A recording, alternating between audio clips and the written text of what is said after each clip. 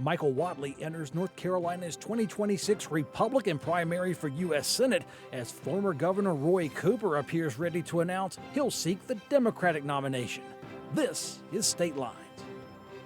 Quality public television is made possible through the financial contributions of viewers like you, who invite you to join them in supporting PBS-NC.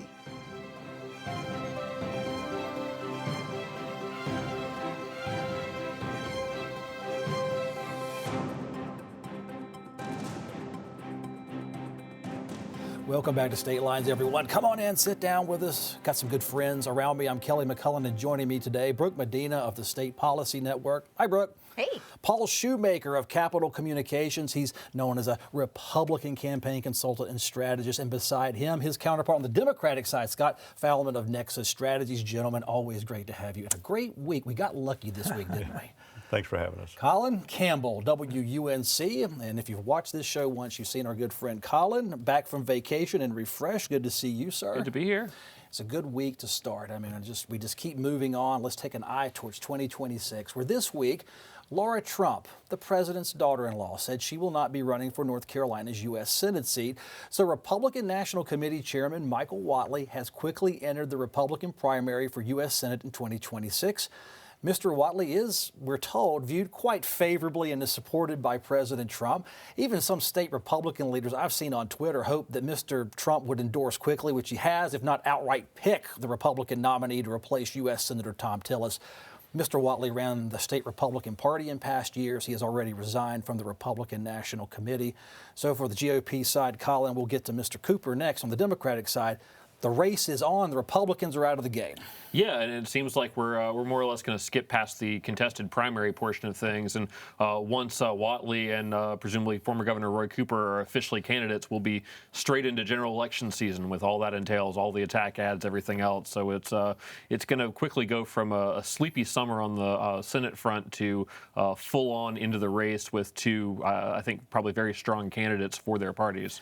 I know it's your life and career and for every reporter, and I know all of you, but does it get exciting when it's time for candidates to jump on board, or does it just layer on another facet of the job that, oh yes, legislature's floating around, but now we've got a U.S. Senate race? Yeah, I think the challenge with these is it's just so much higher pressure when you get a U.S. Senate race, because you have people pitching you stories and opposition research from either side, left and right, and criticizing how you wrote a story. So it can be really tiring. It's a little fun at the start, but if you ask me a few months down the road, I'll be already ready for it to end probably by the time we get to the end of this year, and we still have till November 2026. Scott, you and your partner Morgan with Nexus Strategies, you're on Team Cooper. You run that campaign, or you will in theory, at least after Monday, they say. So good job leaking all those sources out there to the mass media. About Michael Whatley, we understand if you're on Cooper's team, you're going to have to go after him as a candidate. But as a candidate, as a strategist, what does he bring to the table for the Republicans? Well, you know, being the chairman of the Republican National Committee, he probably brings the ability to raise some money. And has a good network, but you know, he's a DC insider, he's a lobbyist, and he'll have to. He was a huge supporter of Mark Robinson last year, so he'll have some things to answer for to the voters of North Carolina as this progresses. Paul, your client was Thom Tillis, or is Thom Tillis. He's going to step aside out of the U.S. Senate race. Doesn't need that BS. He publicly, very loudly said. Now we've got Michael Whatley. Will that soothe the GOP base? Well, soothing the base is absolutely done. I mean, that's what the president did by picking, Chairman Whatley for that. Clearly, Scott's already been doing his talking points, getting that geared up. I think what we all have to understand here is, and this is a good thing for North Carolina. First of all, this is a national Senate race. This is not a North Carolina Senate race. Only less than 10% of the funding is going to come out of North Carolina. 90% is going to come from other sources. You're talking 600 to 800 million, most likely. That's going to be spent here in this state. And what happens in North Carolina influences the rest of the country. It's going to be critical for Republicans to win this seat, and Whatley is the best candidate to lead forth in that effort to make sure we keep this seat. because if you look at the map, not for 2026, but if you look at the national map in 28 and in 2030, Republicans need 2 U.S. senators from North Carolina to be able to maintain and keep their majority in the Senate. There is one thing is the best candidate that the GOP has. One is a good candidate for office. Is Michael Whatley a good candidate when you have other North Carolina leaders who are in elected office with experience in office? Well, quite frankly, is that Whatley brings sort of a blank slate to the candidate to the table, whereas Governor Cooper has a long, almost a 40-year footprint of votes and records and things to be accountable for. The challenges for Whatley is he's an unknown commodity. That could be a liability. It can also be an asset because he's a blank slate. He can become what he needs to become. Whereas Governor Cooper is going to be harder for him to become something other than what he has been. And what Republicans will try to do is change that narrative of the perception of him. And the reality is that this, the Senate race starts next week. It's going to be ongoing. You're going to see ads probably the next 14 days up on the air. And it's going to be continued on through the cycle, and that's not unlike what's happened in the past. And Tom Tillis' first U.S. Senate race in 2014, I mean, ads against Senator Hagan started, 20 months out, and continued on. Ads against Tom Tillis started 18 months out. Even during the Republican primary, we were had ads run against us from the Democratic side. Scott, how do you handle your candidate would be very well defined, 2 terms as governor, multiple terms attorney general, against the blank slate candidate has great base support. How do you handle that blank slate? Well, I'll let Governor Cooper, first of all, make his announcement on his own time frame. But listen, Governor Cooper left office in 2024 as very popular, high approval ratings. The people of North Carolina know that he fights for them. They might not always agree with him on every issue, but they know he looks out for them and what their interests are. He cares about them. And, we'll see what develops in the next week. Brooke, you're with the national group now, and this is state lines. I'm all about North Carolina voters. This is a national Senate race per the consultants. Is that, and this whole idea of we're going to defend democracy, is it great for democracy that 90% of the funds come from outside of the state to influence our vote? I think it does speak to the fact that a lot of these statewide races do take on such national high stakes because, yes, the math is looking at where power is going to be in Congress, and that does influence North Carolinians directly. But what you talked about this money related to the race and what Paul mentioned, this is going to be probably the most expensive U.S. Senate race ever. And so we're looking at around $750 million that's going to be spent there. The stakes are very high, but really at the end of the day, each of these candidates is going to have to speak to the voters, and they're going to have to sing the song and with conviction where the voters are at in that moment in November 2026. This next part of the show, let's focus on the potential candidacy of former Governor Roy Cooper. National, international media says he will enter the 2026 Democratic primary field for U.S. Senator. Scott, to your credit, let him announce what he wants to do. I think that's very fair, so I won't press you on that. But he is a 2-term governor, multiple-term state attorney general. There's a poll out by a group called Coefficient, at least I think that's what they were called, suggests Cooper and a generic Republican candidate were tied at 48% support each. And of course, there's former U.S. Representative Wiley Nickel, who's running for the Democratic nomination. Everybody is shutting down the Wiley Nickel campaign. Is that the way it works in party politics? Whatley's going to take over that GOP field. Is that best for everyone involved here? Well, we'll see and let Congressman Nickel make his decision in his own time when we see how things develop in the coming days. But whoever the Democratic candidate is going to have a lot of things to run on to be both proactive in what they want to do to help middle-class North Carolinians and what they're against, and some of the things they're seeing come out of D.C., tearing away health care from people, cutting education funding, and the like is just not, I don't think, what the voters really signed up for. Just from you watching from inside the room for what you can tell us, 2 terms as governor for Mr. Cooper, that's a full-time job. I guess he gets a day off here and there, any U.S. senator would or anything. How long does it take one, in your experience, to recharge their batteries? Because you leave office in December and it's like, you take some time, go up, teach school. Mm-hmm. You come back 100% in just 6 months. Right? Is it something you're called to do, or does it feel like a job? Well, it has been 6 months, and he had a great time when he was teaching in Boston for 6 weeks, but he's been back, and, I think he's giving the decision and has given the decision very deliberate thought, and we'll see what he has to say next week. Paul, did things get easier for the Democrats with Tom Tillis deciding to retire? This race, look, first of all, North Carolina, when you talk about just the generic ballot on a poll, North Carolina is a state that's a 50-50 state. Either side can win on any given day from that standpoint. And quite frankly, as I look at the way this dynamics has played out, what's happened on the Republican side with Michael Whatley and what's happening on the Democratic side with Roy Cooper is that both parties are avoiding divisive primaries. Is they're going to allow the both focus on the general voting electorate population earlier on and to have that discussion. This race right now today is going to be a 1.5 to 2.5 point race, one way or the other. Turnout's going to be critical for both sides. Winning suburban or breaking even with suburban-based, particularly suburban-based female voters, is going to be critical for both sides. It's going to be the battlegrounds. What rural turnout looks like compared to suburban-urban turnout is going to be part of that makeup. The reality is that either side is in play in this state, regardless of who the candidates are, because that's the political structure of North Carolina. And you're not involved in the U.S. Senate race at all, so I'll ask you. In 2020, their candidate was Kyle Cunningham on the Democratic side, and you were running, I think it was Tillis at the time. Yep. That's a late-breaking thing. Something happened there, and it just shifted the electorate to Senator Tillis by a couple of points, as you said, fulfilled the prophecy.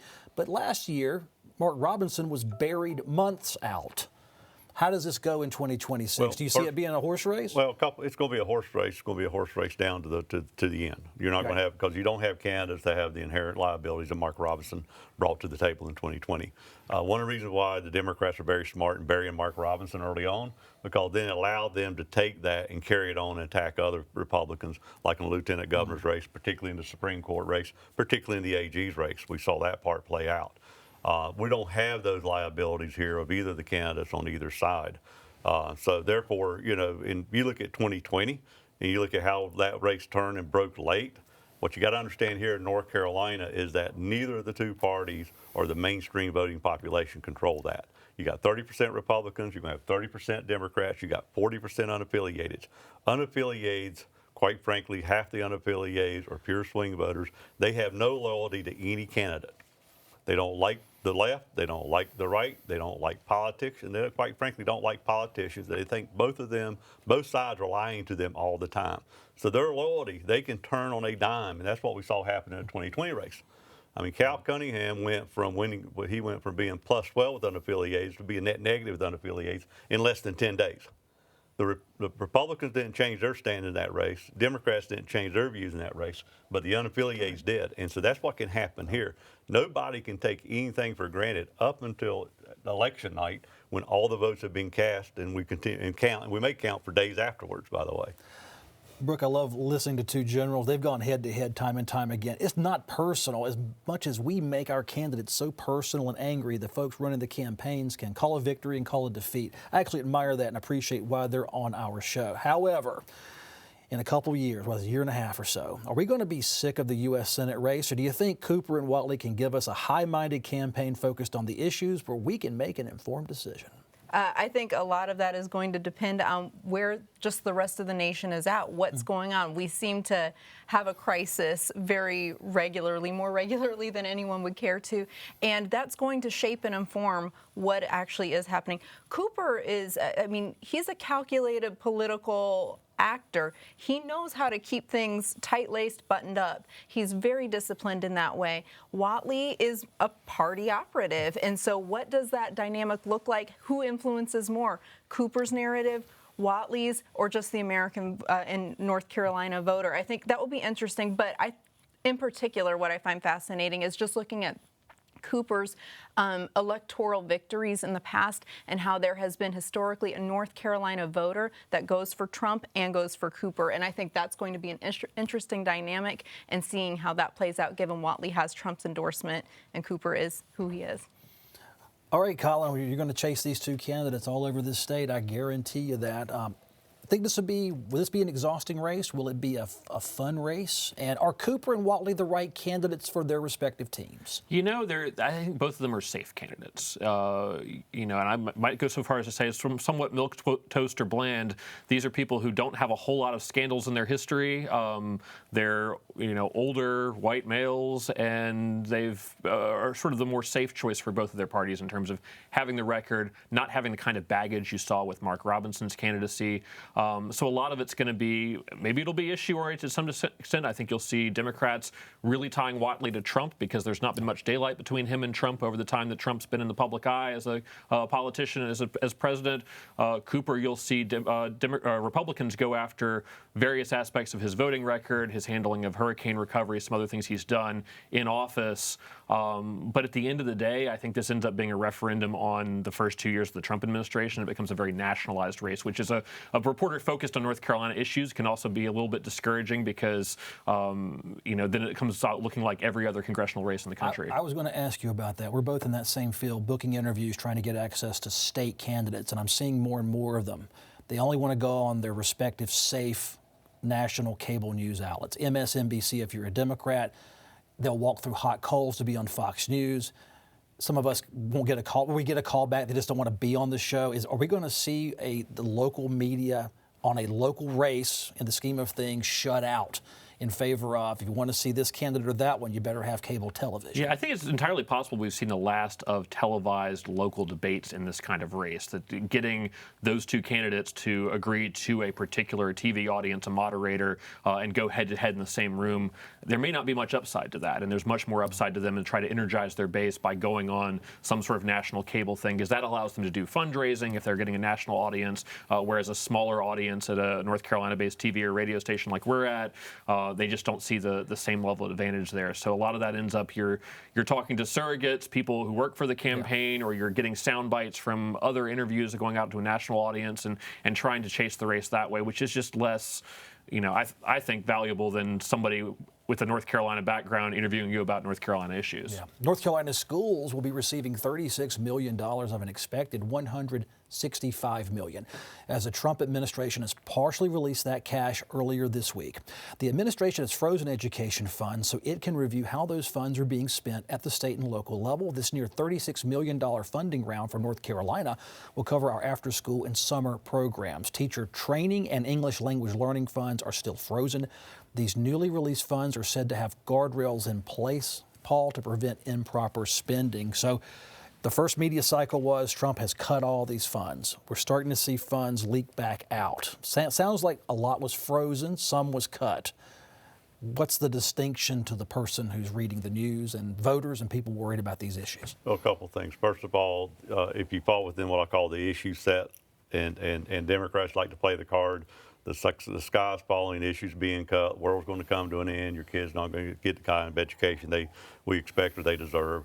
At the same time, you have a good path of voters out there that expect responsibility in government. They think government's not being responsible with the money, how the money's being flowed. I think what the Trump administration has done a good job saying, hey, we're going to put a hold on it. We're evaluating it. We released part of the funding. We're going to continue to evaluate. We're going to be good stewards of it. The difference here is that with Trump administration, they have an expectation of a return on that investment. And on the Democratic side, that expectation is we'll throw more money at it and we hope we fix the problem, but there's no expectation of return on that investment. So it's going to be argued out. It's going to be played out. It's going to be put into TV ads. It's going to be used against Michael Whatley. At the same time, the rebuttal back on the fiscal responsibility and everything else is going to play. And it cuts. I mean, it cuts both ways. It doesn't cut one way or the other. Okay. So it's not a slam dunk for the Democrats by far. Scott, Jeff Jackson did jump out there, and he went ahead and filed the lawsuit to reclaim all those funds. He wants all the funds. Once it gives the appearance, Republicans will say, well, you didn't let us review the funds and release them, but the lawsuit's now out there. What is the balance on this issue? Well, it's just the indiscriminate nature of all of this, the firings, the cuts in research grants, the cuts in school funding, the cuts in health care. This is not what the people of North Carolina, or I would say the people of the United States, signed up for. I think we're all for getting rid of waste, fraud, and abuse, but I think we're seeing way more than that. And it's not productive, and it's not, I think, where this country wants to be. Colin, are the issues, these types of issues with funds frozen and being released, is it a true whipsaw effect, or is it how it's being reported and covered by media? And I think it's done a pretty good job, but it does I feel like we're slamming on the brakes and then going forward, slamming on the brakes going forward. Yeah, I mean, when you sort of look specifically at the day-to-day developments as opposed to the larger picture here, I mean, the big picture to me is to what extent does the federal government pull back from being the entity that funds a lot of these education issues? Because if they pull back, then it becomes a state government issue. Does the legislature fund it more? It becomes a local issue. Does the county commission and the school board and all these communities step up and find some other revenue to support these kind of programs if they value them? And that's sort of the debate that I think will play out if you see a longer-term pullback in the federal government's role in funding education, because that's going to lead to potentially needs for tax increases at the state or local level to kind of fill the gap in these federal funds that may be going away at some point. I'll put a little bit of historical context to this. 45 years ago, there's a guy named Ronald Reagan running for president of the United States who said he wanted to abolish the Department of Education. Okay, it's taken 45 years later, we're actually having something of that actually being done. Both the individuals here are talking about status quo, status quo. Donald Trump ran saying the status quo is not getting the job done. The American people voted and agreed with him. And he's shaking up the status quo. And that's actually a good thing in American politics. And that's something that we have not seen in a long time. I've seen this in focus groups with unaffiliated voters. They said, look, I didn't vote for the guy, but he's the first guy to get elected president who's actually doing what he said he was going to do. And there's got to be some good that comes out of that. So he's shaking it up. It's going to fall out. And we're going to see how the dust settles. And the 26 midterms are going to be ultimately going to be a reflection of that. And the voters will decide. But the fact is, shaking up the status quo can be a good thing when it comes to how we lead this country and how we govern this country. I will say congressional Republicans, the way they voted representing North Carolina, have handed our state leaders, and your state policy is going to change based on federal behavior. There's a difference in being a conservative legislator and a conservative congressperson. It does seem now. Very much so. Your thoughts?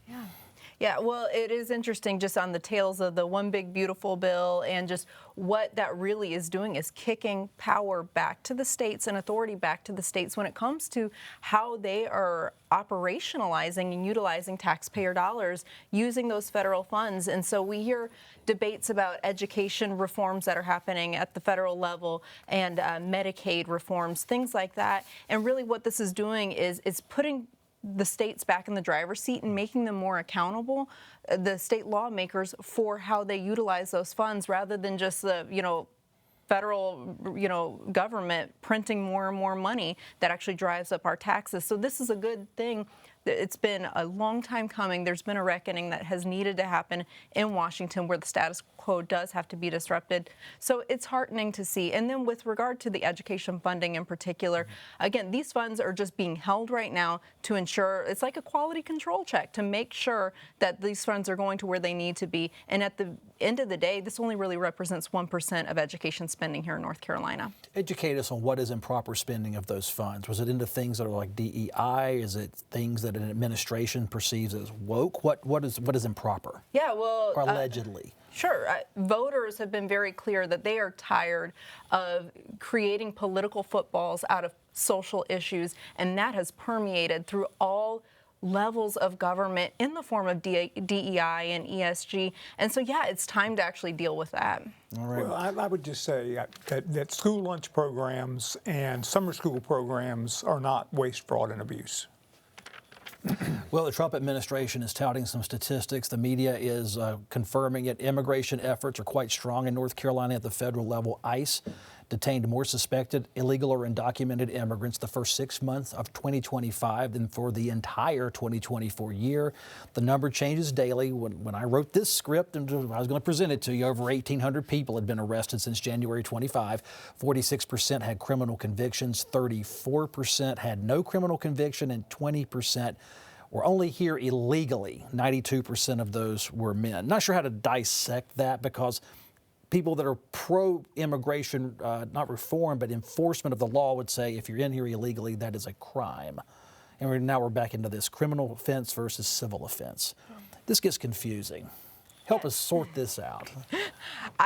For many, many decades, people have not been able to sort this out, so I doubt we're going to get to it on this show. But I think this is one of those opportunities where the American voters, again, this was a chief issue in the 2024 election.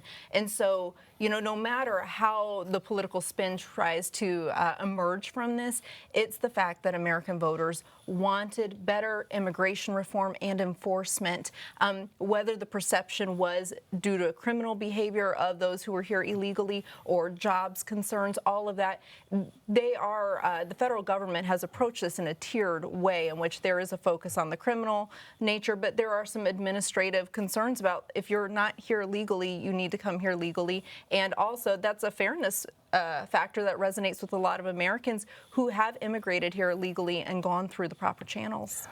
Paul, I have to say in 6 months, what a difference government action has taken on the immigration front to change the tone. Who says government can't work? And inaction is an action, I guess, at this point, looking at Biden-era statistics versus what Trump has done at the border to shut down border interactions. Your thoughts on this issue that ICE is going to ramp up with one big, beautiful bill, and they're already doubling down on efforts in our state? Yeah, and here's one of the things, the immigration issue. One of the reasons why it's so much in the forefront in 2024 and has been in the forefront, actually going back, the last 8 years we've used it in elections and everything else, is that illegal immigration is a safety concern issue in suburban America, and it plays that way.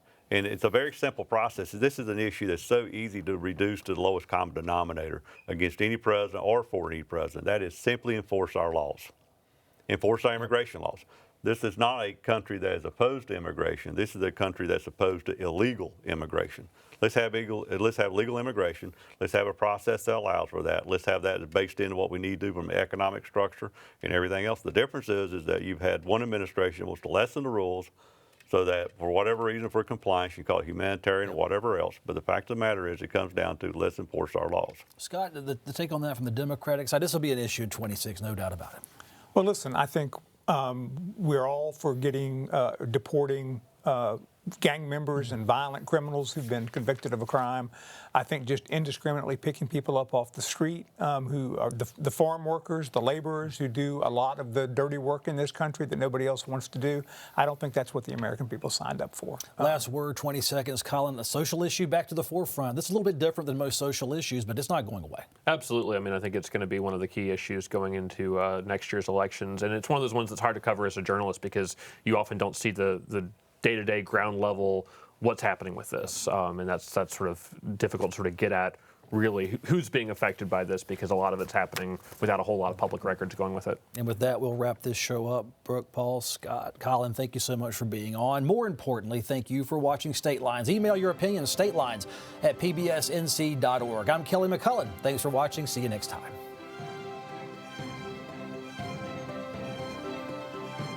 Quality public television is made possible through the financial contributions of viewers like you, who invite you to join them in supporting PBS NC.